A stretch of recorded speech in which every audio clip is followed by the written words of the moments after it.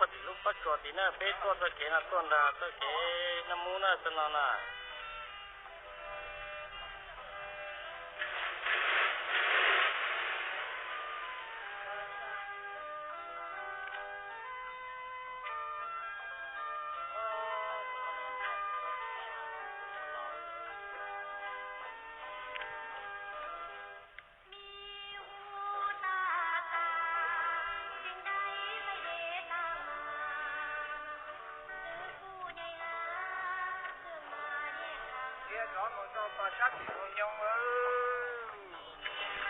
ตัวประชาชนนะจ้า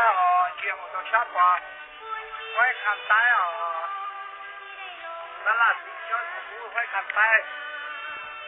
ก็เก็บสิ่งตัวนั้นมุ่งหมายถึงตัวเกี่ยวน้อยก็เชื่อกับน้องน่ะเป็นตัวแล้วน่ะแท้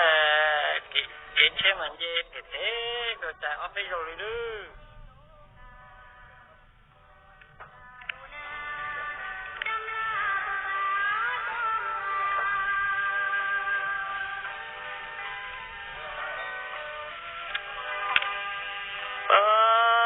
เขาเกี่ยวกับเกี่ยวกับน้องนั่นน่ะอย่างตลาดชิคกี้พายถูกเนาะตะกี้มึงลองเจ๊เขาว่า